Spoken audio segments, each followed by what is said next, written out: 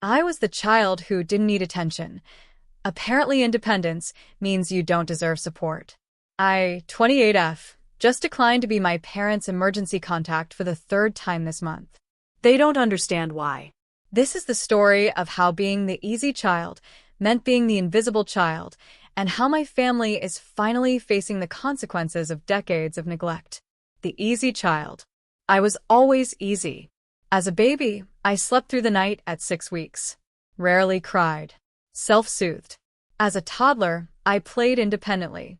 Entertained myself for hours. Didn't throw tantrums. You're so lucky, people told my parents. Such an easy child. My parents agreed. Mia just doesn't need much attention. She's always been like that. My sister Emma, 31F, was different. Colicky baby. Difficult toddler. A constant drama throughout childhood. Emma needed everything. Attention, reassurance, management, intervention. My brother Jake, 25M, was the baby. The miracle child born when mom was 40. Jake got attention simply for existing. The cherished youngest. The surprise blessing. And then there was me. Mia. The middle child. The easy one. The one who didn't need anything. Except I did need things. I just learned early that asking wouldn't get me anywhere. The pattern starts. I was 7 when I first noticed the pattern. Emma had a meltdown about a school project. Mom spent 3 hours helping her create an elaborate poster board while I finished my homework alone at the kitchen table. When I asked Mom to look at my book report, she said, "Not now, Mia. Emma needs help. You're smart, you'll figure it out." I got an A on that report. Mom never saw it. I was 9 when I wanted to join the soccer team. Emma has drama practice and Jake has swim lessons, Dad said. We can't add another activity. You understand, right? I said, I understood. What I understood was that my interests didn't matter when they conflicted with my siblings' schedules. I was 11 when I broke my wrist falling off my bike. I walked home, told Mom it hurt, and asked to go to the doctor. Can you wait until tomorrow? Jake has a doctor's appointment today for his ear infection and I can't reschedule. I waited. Overnight. With a broken wrist. The next day, the doctor said it would have been better if I'd come in immediately. Now the bone had started healing wrong. I needed a more complicated cast. Mom apologized. Then said, "Why didn't you tell me it was serious?" I had told her. She just hadn't been listening. High school. High school was when the neglect became impossible to ignore. I got straight A's. Made honor roll every semester. Applied to colleges on my own. Wrote my essays. Filled out financial aid forms. My parents came to one of my honor roll ceremonies. 1 out of 4 years. We're so proud of you, they said. You just don't need us to be there. You're so independent. Emma failed 2 classes junior year. Mom and Dad hired a tutor, attended weekly meetings with her teachers, and spent hours helping her study. She graduated by the skin of her teeth. They threw her a huge graduation party. I graduated valedictorian. They threw me a small dinner. Just family. We knew you'd succeed, Dad said. Emma's graduation was more of a celebration of overcoming obstacles. I smiled and said I understood. I didn't understand. I understood I was being punished for not being a problem. College. I got into a good state university on a partial academic scholarship. I still needed help with the remaining tuition. We'll help what we can, Dad said. But Emma's therapy is expensive, and Jake's starting to look at colleges. Jake's 17. I need help now. You have scholarships. You'll be fine. You always are. I took out loans. Got a work-study job. Worked summers. Graduated with $40,000 in debt. Emma went to art school. Private. Expensive. Dropped out after 2 years. My parents paid for all of it. She needed to explore her passion, Mom explained. We couldn't let finances hold her back. When I pointed out they'd let finances hold me back, Mom looked confused. That's different. You had scholarships. You didn't need our help. I had needed their help. I just didn't get it. The crisis. The summer I turned 23, I had a mental health crisis. I'd graduated college. Started a job. Moved to a new city. All within 3 months. I was drowning. Panic attacks. Couldn't sleep. Couldn't eat. Barely functioning. I called my mom crying. I think I need help. I think something's wrong. You're just stressed from the transition. That's normal. You'll adjust. Mom, I can't breathe sometimes. I think I need to see someone. Therapy is expensive, honey. Can you talk to friends? Or maybe your job has an employee assistance program. I need support. I'm not okay. You've always been so strong, Mia. You'll get through this. You don't need therapy. That's for people with real problems. I hung up, called my dad. Got the same response. You're probably just overwhelmed. Take a vacation day. You'll be fine. I wasn't fine. I found a therapist on my own. Paid out of pocket because my insurance had terrible mental health coverage. $150 per session. I went weekly. Cut back on groceries to afford it.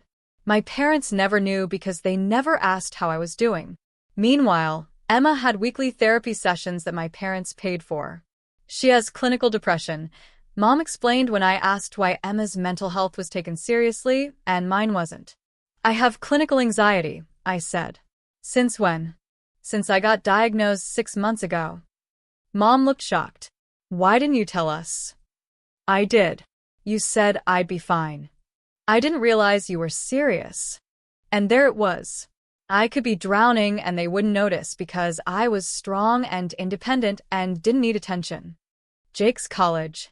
Jake started looking at colleges when I was 25. Private schools. Ivy League. Expensive. We're going to make this happen for him, Dad announced at Sunday dinner. Whatever it takes. I was sitting right there. What about my loans? I asked. What about them? I have $40,000 in student loan debt.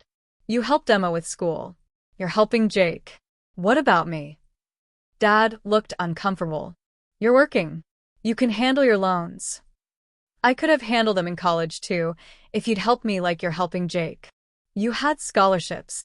Not full scholarships. I still needed help. I asked for it. You said no. Mom jumped in. We did the best we could with what we had.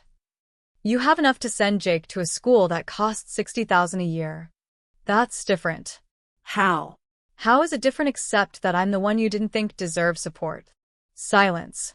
You've always been fine on your own, Mom finally said. You didn't need us. I needed you. You just didn't see it because I didn't fall apart like Emma or demand things like Jake. I left that dinner early. Cried the whole drive home. I got engaged at 26 to Marcus, a man I'd been dating for 3 years.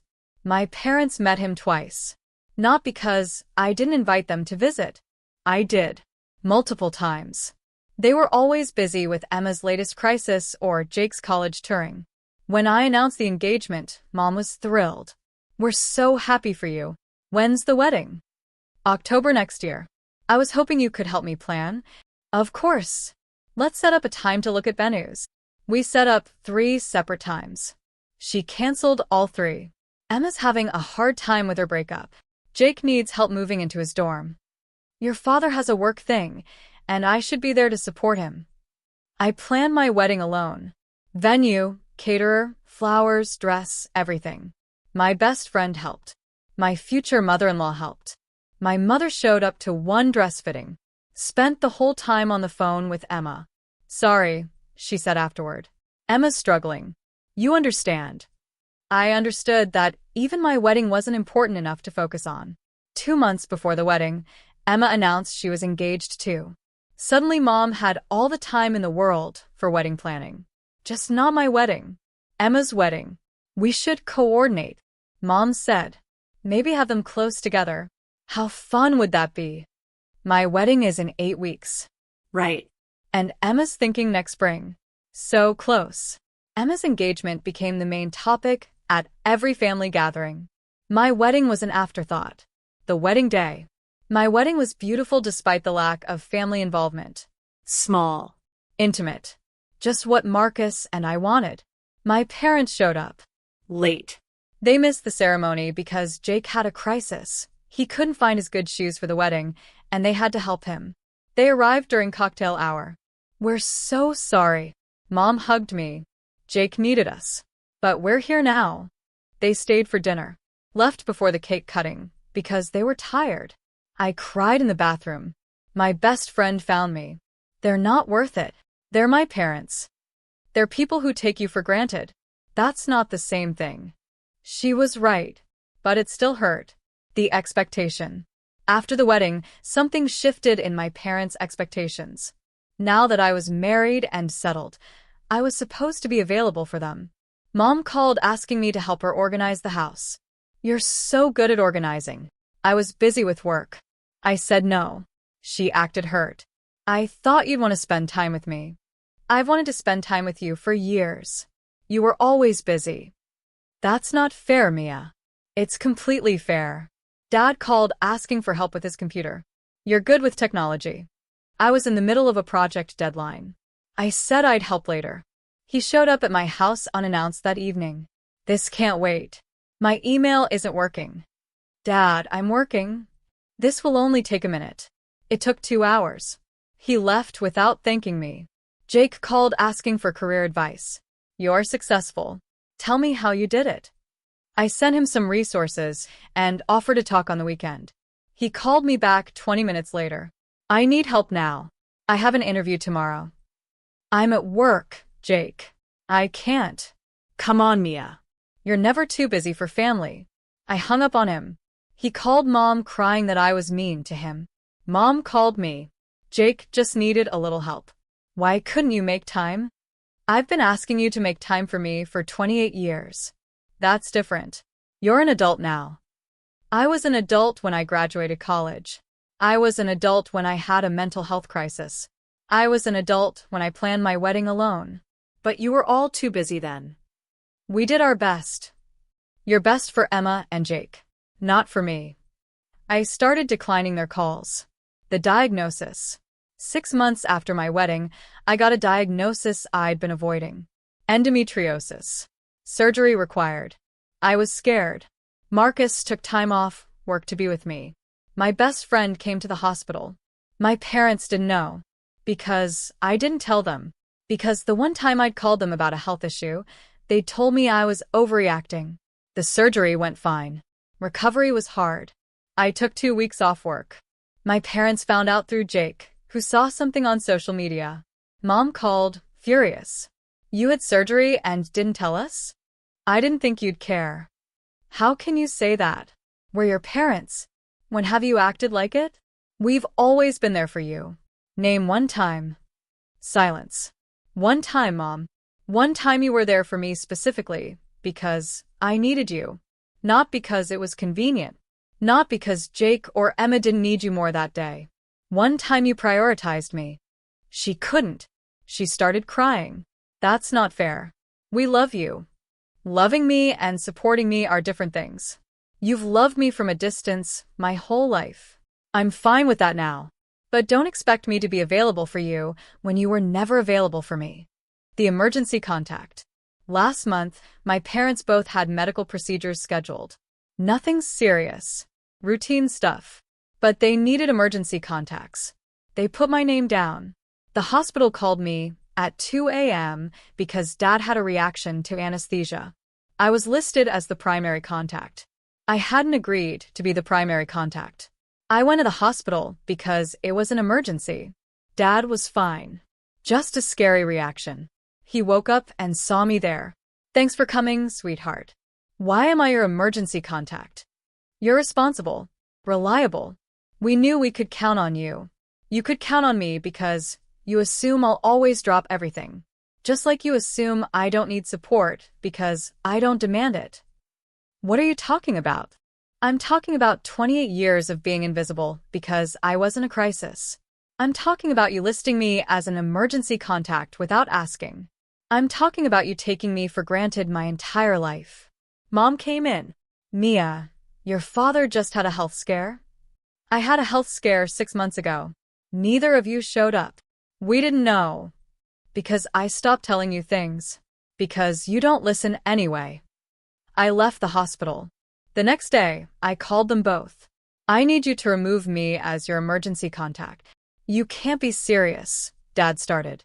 I'm completely serious. List Emma, or Jake, or anyone else, but not me. They're not as reliable. Then you should have invested in making them reliable instead of taking me for granted. Mia, please. I've been pleading for your attention for decades. Now you're pleading for mine. How does it feel? I hung up. The family meeting. They called a family meeting. Emma, Jake, me. My parents. I almost didn't go. But I wanted to say what I needed to say. We met at their house. The house I grew up in. The house where I learned to be invisible. We need to talk about what's going on, Dad started. What's going on is that Mia's being selfish, Jake said. I laughed. Selfish? That's rich. You won't help Mom and Dad. I've been helping them my entire life. I helped myself through college while they paid for Emma's art school and your Ivy League education. I helped myself through a mental health crisis while they paid for Emma's therapy. I helped myself plan a wedding while they helped Emma plan hers. I helped myself recover from surgery while you all didn't even know I was sick. We didn't know because you didn't tell us. Emma said. I stopped telling you things because you didn't care when I did. That's not true, Mom started. When's my birthday? Silence. When's my birthday, Mom? June something. August 14th.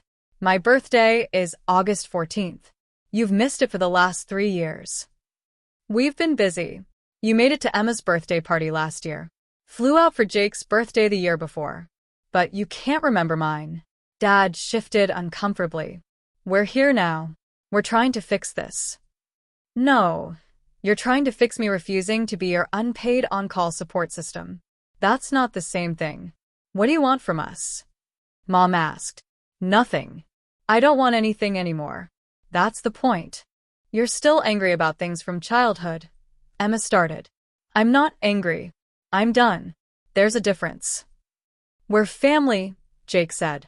You can't just cut us off. Watch me. I stood up. Mom grabbed my arm. Please. Tell us what we can do. I looked at her. Really looked at her. She looked older. Tired. Genuinely confused about how we got here. You could have done 1,000 things differently. But you didn't. And now I'm the one who gets to decide how much of my life I share with you. And the answer is, not much.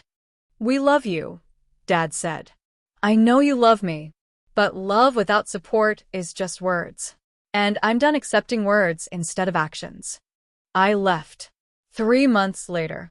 It's been 3 months since the family meeting. My parents have called 47 times. I've answered twice.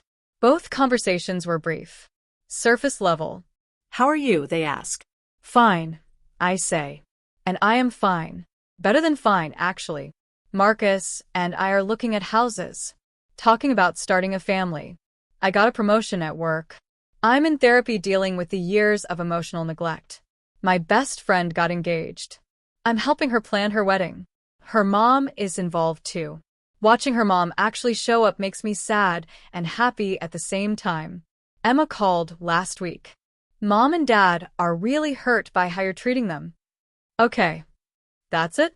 Just okay? What do you want me to say, Emma? That you'll forgive them. Move on. Stop holding grudges. I'm not holding grudges. I'm setting boundaries. It's the same thing. No, it's not. A grudge is staying angry.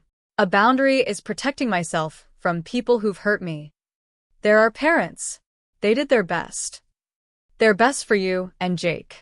Not for me. That's not. Emma, you got therapy paid for. Art school paid for. A wedding they actually helped plan. I got none of that. And you're calling me to defend them? Silence. I'm not the villain here, I said quietly. I'm just the one who finally stopped accepting crumbs. The realization. My therapist asked me something interesting last week. What would it take for you to let them back in? I thought about it. Acknowledgement. I finally said. Not apologies. Acknowledgement. What's the difference? An apology is, I'm sorry. Acknowledgement is, I see now that I neglected you. I see that I took you for granted. I see that my failure to support you was a choice, even if it was unconscious. I see how I hurt you. Have they acknowledged any of that? No. They're still stuck on we did our best and you're holding grudges. So you're waiting for something they might never give you. I'm not waiting for anything. I'm just living my life without them. And that's the truth. I'm not waiting for them to change. I'm not hoping for some big reconciliation. I'm just done. Done being the child who didn't need attention. Done being the reliable one who could be counted on without being supported. Done being invisible. Mom's letter. A letter arrived yesterday. My mom's handwriting. I almost threw it away without reading it. But I opened it. Dear Mia, I've been thinking about what you said at the family meeting. About how we took you for granted. I want to tell you that you're wrong. That we didn't neglect you. That we loved you just as much as Emma and Jake. But I can't say that honestly. I've been looking back at everything. Your childhood. Your teenage years. College. Your wedding. And I see it now. We did take you for granted. You were easy. You were independent. You didn't demand our attention like Emma or need constant support like Jake. So we gave our attention to them. And we told ourselves it was okay because you were fine. But you weren't fine. You needed us. And we weren't there. I missed your honor roll ceremonies because I was dealing with Emma's drama. I didn't help you pay for college because I assumed you'd figure it out.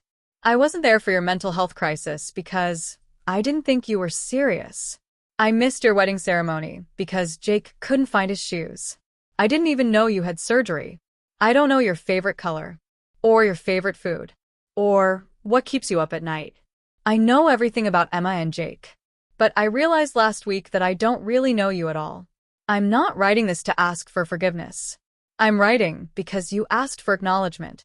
So here it is. I see now that I failed you. Not because I didn't love you, but because I took your strength for granted. I assumed that not needing attention meant not deserving support. I was wrong. I don't know if this changes anything, but I needed you to know that I see it now. I see you now, even if it's too late. Love, Mom. I read it 3 times. Then I called my therapist for an emergency session. What now? What do you want to do? My therapist asked. I don't know. Do you believe she means it? I think she believes she means it. Whether she actually changes, that's different. Are you willing to give her a chance to show you? I sat with that question. Am I willing to risk being disappointed again? Am I willing to watch them revert to old patterns? Am I willing to be the easy child who gets taken for granted the moment Emma or Jake need something? I don't know, I said honestly. You don't have to decide right now. What would you do? This isn't about what I would do. It's about what you need. What do I need? I need to protect myself. I need to maintain boundaries. I need to see actions, not just words. I'm not going to respond yet, I told my therapist. I'm going to wait and watch and see if anything actually changes. That's fair. 2 months later, Thanksgiving. Thanksgiving is next week. I wasn't planning to go to my parents' house. Marcus and I were going to stay home, start our own tradition. Then Mom called. I know you probably won't come, but I wanted to invite you anyway. I'm not ready. I understand. But I want you to know something. I've been going to therapy. That surprised me. You have? After I wrote that letter, I started seeing someone. Working on understanding why I favored Emma and Jake. Why I took you for granted. Oh. My therapist asked me to make a list of all the times I remember you asking for help or attention. All the times I remember saying no or being too busy. Silence. It was a long list, Mia. Longer than I thought it would be. I felt my throat tighten. I'm not asking you to come to Thanksgiving. I'm just asking if maybe we could have coffee sometime. Just us. And I could listen. Really listen. For once. I need to think about it. Take all the time you need. She hung up without pushing. That alone felt different. The coffee. I agreed to coffee. We met at a neutral location. A cafe halfway between our houses. I brought Marcus for support.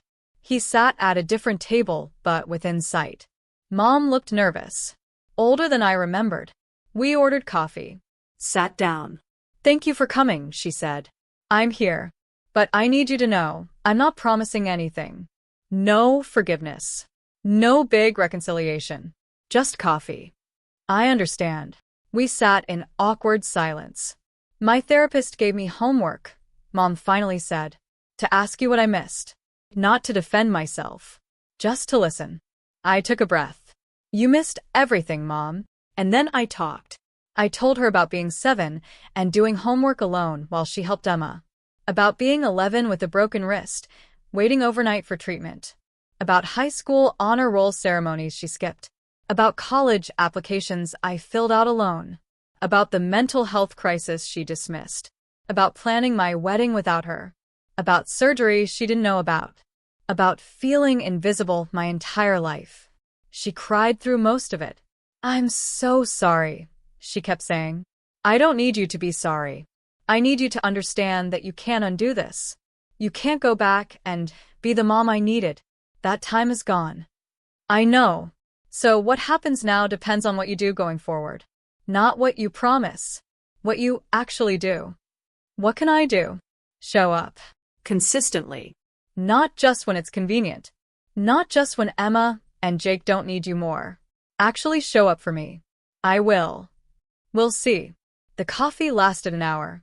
I left feeling drained but slightly hopeful. Maybe she'll change. Maybe she won't. But at least I finally said what I needed to say. Present day. It's been 6 months since that coffee. Mom has shown up. Not perfectly, but consistently. She came to my work event. Sat through the whole thing. Didn't leave early. She remembered my birthday. Sent a card and called. She asked about my endometriosis and my recovery. Listened to the answer. She hasn't canceled plans with me for Emma or Jake.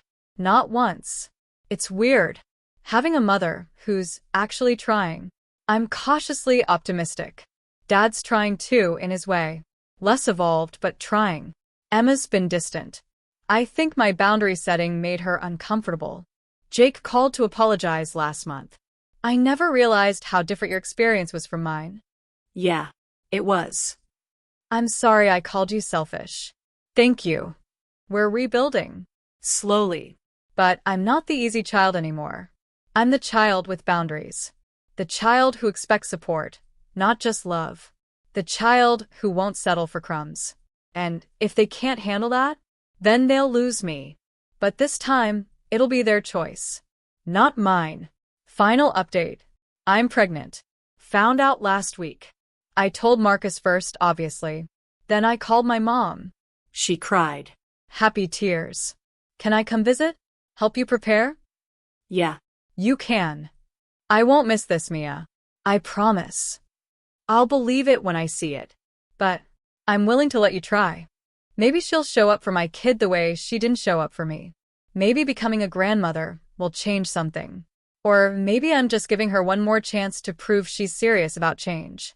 Either way, I'm not that invisible 7-year-old anymore. I'm a woman who knows her worth. And I'm raising my child to know theirs too. For everyone asking, did you forgive your parents? I'm working on it. Forgiveness is a process, not a moment. Do you regret setting boundaries? Not for 1 second. Boundaries saved me. What advice would you give to other easy children? Your independence doesn't mean you don't deserve support. Demand it. And if they can't give it, build a life without them. Are things really better now? Slowly. My mom's therapy is helping. My dad's trying. It's not perfect, but it's something. I was the child who didn't need attention. Apparently, independence means you don't deserve support. I spent 28 years being invisible because I wasn't a crisis. Now I'm visible because I refuse to stay quiet. Being the easy child nearly destroyed me. Being the boundaried adult saved me. And I'm never going back.